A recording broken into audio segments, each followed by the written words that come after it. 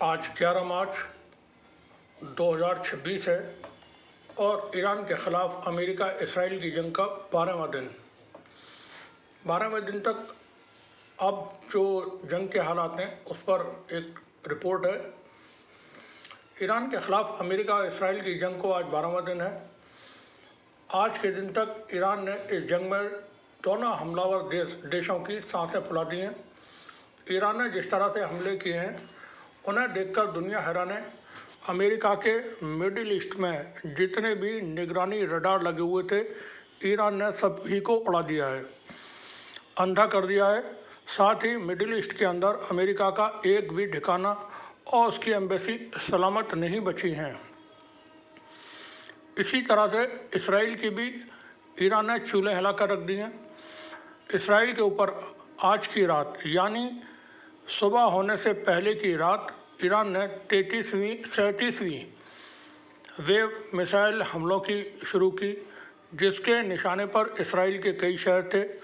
Oil refinery, power plant, military के ठिकाने, खुफिया विभाग की इमारतें, सरकार के मंत्रियों के घर रहे। ईरान के हमलों में इसराइल का शहर तेल अवीव खंडर में तब्दील हो गया है। तेल अवीव पर इतने मिसाइल गिरे हैं कि उनकी गिनती करना भी मुश्किल हो गया है। ईरान के इन हमलों में 1500 किलो वजन के बम इस्तेमाल किए गए। तेल अवीव से प्राप्त वीडियोज़ में तबाही को साफ देखा जा सकता है।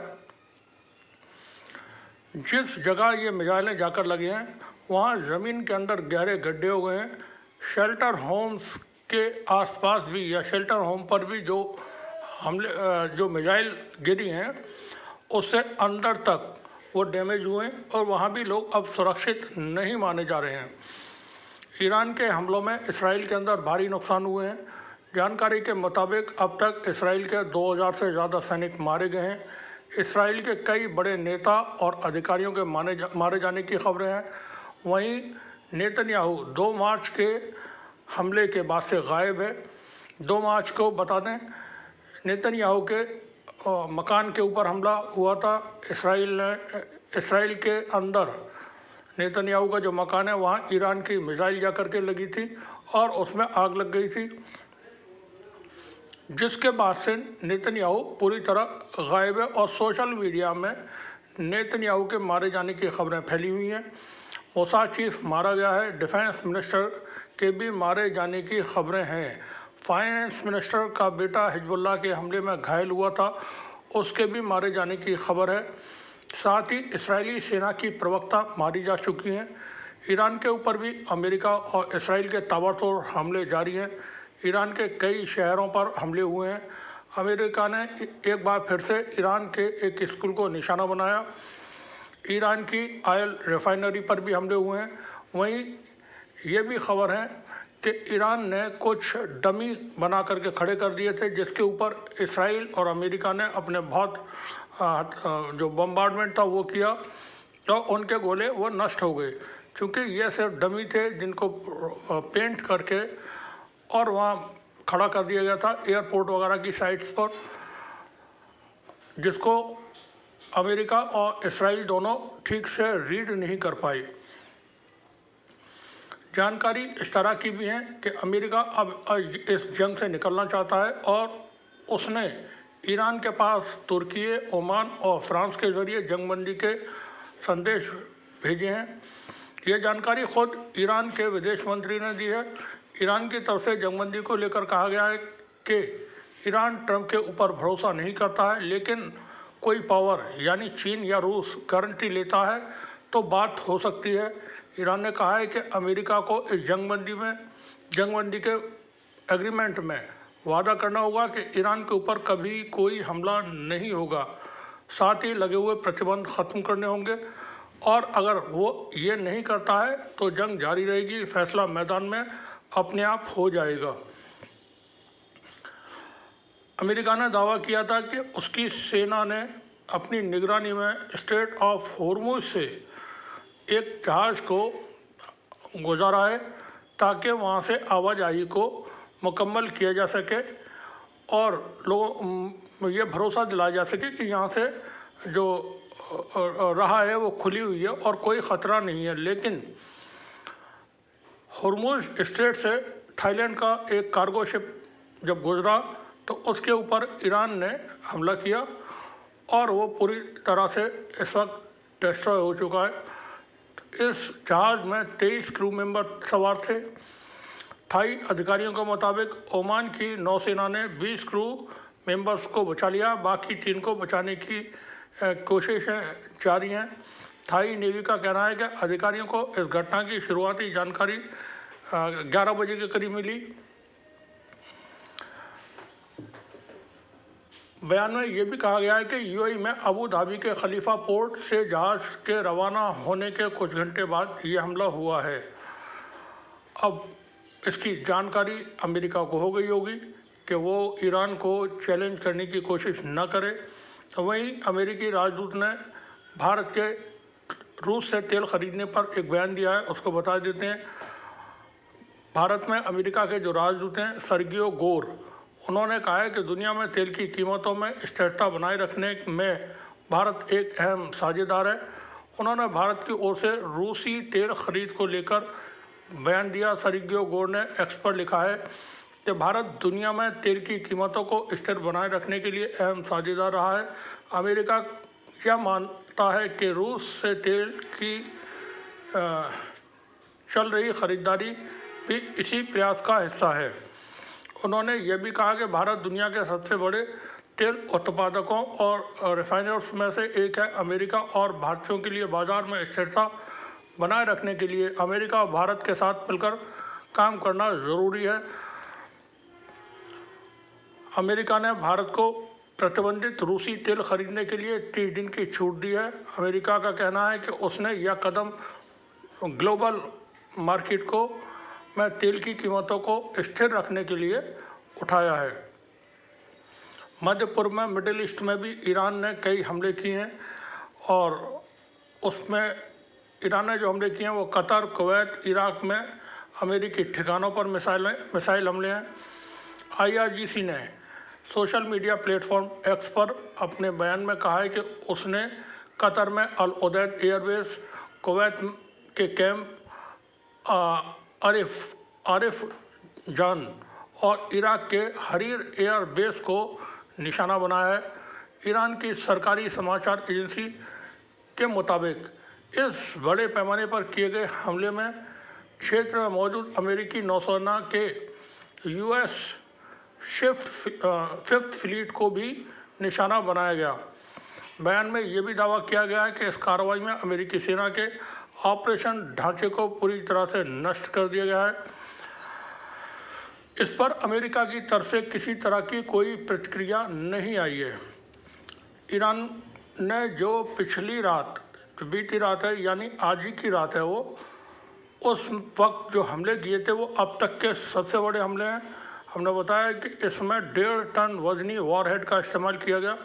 मिसाइल्स में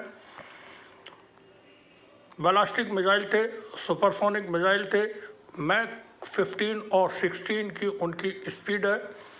जो इसराइल के अंदर तैनात किसी भी तरह का कोई भी डिफेंस सिस्टम है वो उसको रीड नहीं कर सकता है और उसको टारगेट नहीं कर सकता। जो भी मिसाइल फायर किया गया वो डायरेक्टली जा कर के ईरान के जो मिसाइल्स हैं वो इसराइल में गिरे, निशाने पर लगे और जिसकी वजह से वहाँ बहुत भारी नुकसान हुए हैं। ये अब तक का सबसे बड़ा हमला था। सऊदी अरब ने कहा है कि एक तेल ठिकाने की ओर बढ़ रहे 2 ड्रोन को उसने मार गिराया है। बहरीन में भी रात भर सायरन बजते रहे। अमेरिकी नौसेना का जो मुख्यालय बहरीन में मौजूद है और वो मुख्यालय नौसेना का वो भी पूरी तरह से ख़त्म हो चुका है, उसको भी उड़ा दिया गया है। ईरान ने देखें अपनी जो भी कैजुअल्टी हो रही हैं, जो भी डैमेज हो रहे हैं वो नहीं छिपाए हैं। मीडिया को खबरें दी हैं, मीडिया को वहाँ पर कोई रोका नहीं गया है, लेकिन अमेरिका और इसराइल की तरफ से खबरें नहीं आ रही हैं। रेटर्स और अल जज़ीरा ने यह खबर पब्लिश की थी जिसमें ईरान के हमलों में अमेरिका के 150 से ज़्यादा सैनिक घायल हुए हैं और उसको पेंटागन ने तस्लीम कर लिया है। रक्षा मंत्री ने कहा है, अमेरिकी रक्षा मंत्री ने कहा है कि 28 फरवरी को ईरान के साथ हुए युद्ध के बाद अब तक करीब 150 अमेरिकी सैनिक घायल हुए हैं।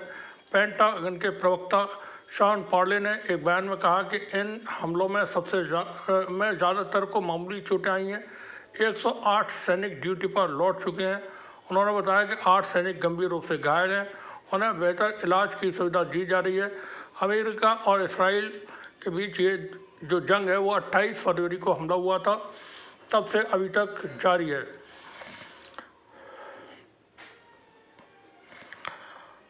मुश्तबा खुमैनी को लेकर के खबरें थी, जो नए सुप्रीम लीडर हैं कि वो ज़ख्मी हो गए हैं, लेकिन वो खबर पूरी तरह से रद्द कर दी गई है। और अमेरिका और ईरान के राष्ट्रपति पेजेशकान के बेटे ने उसको रद्द किया है। उन्होंने बताया वो पूरी तरह सुरक्षित हैं, पूरी तरह स्वस्थ हैं और अपना काम पूरी तरह से अंजाम दे रहे हैं और तमाम जंग की निगरानी वो खुद कर रहे हैं। इस तरह की जानकारी खुद ईरान के प्रेसिडेंट के बेटे ने दी है। मुश्तबा खुमैनी के सर्वोच्च नेता घोषित किए जाने के बाद पहली बार भारत ने ईरान से बातचीत की है। भारत के विदेश मंत्री एस जयशंकर ने ईरान के विदेश मंत्री अब्बास अगाशी से फ़ोन पर बात की। मध्य एशिया में जो संघर्ष शुरू हुआ है, दोनों नेताओं के बीच इस पर यह बातचीत हुई। दोनों देशों के बीच बातचीत ऐसे वक्त में हुई है जब हॉर्मुज़ स्ट्रेट में तेल की सप्लाई लगभग बाधित हो गई है और उससे बहुत सारे मुल्क परेशान हैं, चिंता में हैं। ईरान के अलावा एस जयशंकर ने जर्मनी के विदेश मंत्री और दक्षिण कोरिया के विदेश मंत्री से भी बात की। मध्य पूर्व में हालात तेज़ी से बदल रहे हैं। जयशंकर ने सोशल मीडिया प्लेटफॉर्म पर लिखा, ईरान के विदेश मंत्री अगाशी के साथ जारी संघर्ष से जुड़े ताज़ा घटनाक्रम पर विस्तार से बातचीत हुई है। हमने संपर्क में बने रहने पर सहमति जताई है। सुप्रीम लीडर के मारे जाने और नए सुप्रीम लीडर के अपॉइंट होने के बाद आज ये पहली बार बातचीत की खबरें भारत और ईरान के दरमियान आई हैं। अमेरिका ने भी दावा किया है कि उसने ईरान के बारूदी सुरंग बिछाने वाले 16 जहाज़ नष्ट कर दिए हैं। दुबई एयरपोर्ट के पास हमले की कोशिश थी, जिसमें 2 ड्रोन मार गिराए जाने की खबरें सामने आ रही हैं। बाज़ार में हिंदुस्तान के अंदर भी इस जंग को लेकर के जो असरात हैं वो देखने को अब मिल रहे हैं। देखें, ये जंग जो है इससे ऐसा तो है नहीं कि सिर्फ ईरान पे असर पड़ेगा, दुनिया भर की इकोनॉमी पर भी असर पड़ने लगा है। भारत का शेयर बाज़ार आज फिर से 1342 अंक गिरा है और वही निफ्टी में 23,900 से नीचे वो चला गया निफ्टी नेशनल सूचकांक। गैस सिलेंडर्स को लेकर के मारामारी रेलम फेल मची हुई है। लोग सड़क लाइनें लगाए हुए हैं। आप जो वीडियो सोशल मीडिया पर आ रहे हैं उनको देख करके अंदाज़ा लगा सकते हैं कि भारत के अंदर गैस की किस तरह की क्राइसिस पैदा हुई है। यह बिल्कुल नोटबंदी और कोरोना के वक्त में जो हालात थे उस तरफ या उस तरह के नज़र आने लगे। अगर ये जंग 1 सप्ताह 15 दिन और चली, 10 दिन और चली, तो उसके बाद मुमकिन है कि लॉकडाउन जैसी स्थिति देखने को भारत के अंदर मिल जाए। बाइक चलाना लोग बंद कर देंगे, आना जाना बंद कर देंगे, पेट्रोल लेने के लिए पैसे नहीं होंगे उनके पास, कारोबार रोज़गार कुछ है नहीं। आज जो शेयर बाज़ार है उसके ऊपर थोड़ा सा बता दें कि सेंसेक्स और निफ्टी 2% की गिरावट के साथ बंद हुए हैं। इसके अलावा विदेशी निधियों की जो निकासी है, यानी जो फॉरेन फंड है, वो भी बहुत तेज़ी के साथ लोग निकाल लें। ब्लू चिप बैंक शेयरों की बिकवाली ने भी बाज़ारों को नीचे धकेल दिया है। रुपया डॉलर के मुकाबले 16 पैसे गिर करके 92.01 पर बंद हुआ। 30 शेयरों वाला PSE सेंसेक्स 13,342.27 अंक यानी 1.72% गिर करके 76,863.71 पर बंद हुआ। दिन के दौरान इसमें थोड़ी सी और ज़्यादा गिरावट पैदा हुई थी, लेकिन शाम होते होते वो थोड़ा सुधार आया। 50 शेयरों वाला निफ्टी NSE जो बाज़ार है उसमें 394.75 अंकों यानी 1.63% गिर करके और 23,866.85 पर बंद हुआ। सेंसेक्स की जो कंपनियां उनका हाल बहुत बुरा है, जिसमें Bajaj finance, Axis bank, Bajaj Finserv, Mahindra and Mahindra, Maruti, टेंट, भारती एयरटेल, कोटक महिंद्रा बैंक, ये ख़ास बैंक हैं। सन फार्मा को थोड़ा सा लाभ हुआ है, NTPC को भी लाभ हुआ है। बाज़ार में बहुत ज़्यादा बेचैनी है, क्योंकि लोगों का अब तक 30 लाख करोड़ से ज़्यादा डूब चुका है। इसी तरह से भारतीय बाज़ार की तरह एशिया के बाज़ारों में और यूरोप के बाज़ारों में भी भारी गिरावट देखने को मिल रही है। जापान का जो सूचकांक है वो 1.43% और दक्षिण कोरिया का 1.40% उसमें बढ़त ज़रूर देखी गई। शंघाई यानी चाइना का जो बाज़ार है वो भी सकारात्मक दायरे में बंद हुआ है। हांगकांग का उसमें थोड़ी सी गिरावट देखने को मिली। यूरोप के बाज़ारों में गिरावट देखी गई है। अमेरिकी बाज़ार मंगल के रोज़ वो थोड़ा स्टेबल था। तेल की कीमतों में उछाल आ रहा है। जंग के वक्त में $60-63 प्रति बैरल के करीब ये रेट थे, जो अब जा कर के बढ़ गए 93। एक वक्त में ये 122 पहुंच गए थे, लेकिन थोड़ा सा अमेरिका ने जो पैसा अपने बाज़ार में डाला उससे इसमें कुछ कमी आई है। ब्रेंट और क्रूड का जो भाव है वो 92.86 अमेरिकी डॉलर प्रति बैरल के हिसाब से ये रहा है 92.86, यानी अब तक 5.76% की बढ़ोतरी तेल में देखी गई है। वहीं ये बता दें आपको कि नेतन्याहू के मारे जाने की खबरें बहुत ज़्यादा इस वक्त सोशल मीडिया पर वायरल हैं, और अभी चूँकि इसराइल की तरफ से इस पर किसी तरह का कोई रद्द अमल नहीं आया, इसलिए हम इसको कंफर्म नहीं कर रहे हैं। जो हमले ईरान की तरफ से किए गए हैं उसमें कुछ ख़ास कंपनियां हैं, उनको निशाना बनाया गया, और ये सभी बड़ी कंपनियां हैं दुनिया की जो मिडिल ईस्ट के अंदर काम कर रही हैं।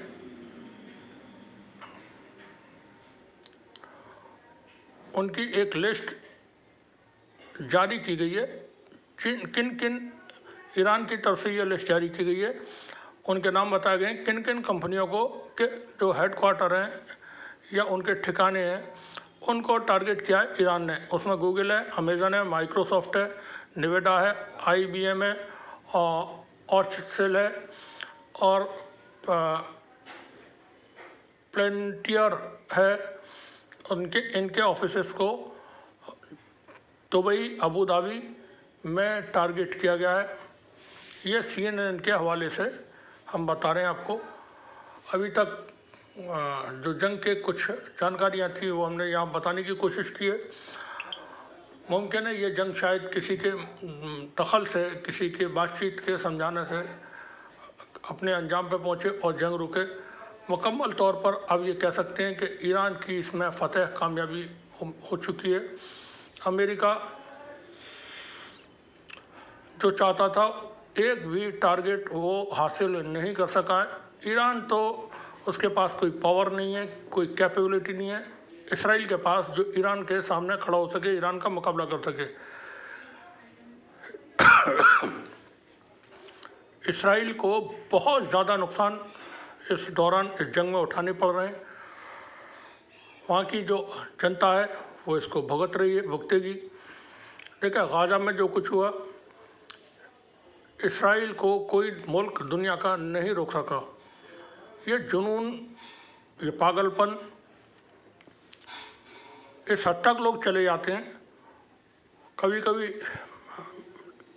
लगता है ये शायद इंसान नहीं है, या बिल्कुल ही ये इनका जो मेंटल लेवल है वो पूरी तरह डिस्टर्ब है, पागलपन है इनके अंदर। और ये लोग हुकूमतों में रहने के लायक तो किसी भी सूरत में है नहीं। दुनिया में चंद ही लीडर हैं जिनकी वजह से पूरी दुनिया का जो अमन है वो बिगड़ा हुआ है। जगह जगह जंगें हैं, दहशत है, आतंकवाद है, दंगे हैं, फसाद है, मारकाट है। ये जो विचार लेकर के लोग बैठे हुए हैं बदले लेने के, और 1000 साल पहले ऐसा था और 5000 साल पहले ऐसा था, वैसा हमको अब बनाना है, या 2000 साल 4000 साल पहले कुछ हुआ था उसका बदला अब लेना है, या हमको यही करना है। इसकी वजह से बड़ी प्रॉब्लम्स दुनिया में है। और नेतन्याहू टाइप के जो भी लीडर्स हैं, ये नेतन्याहू तो हिटलर से भी आगे जुल्म करने में निकल चुका है। दुआ करें ये जंग रुके, और शुक्रिया सभी का।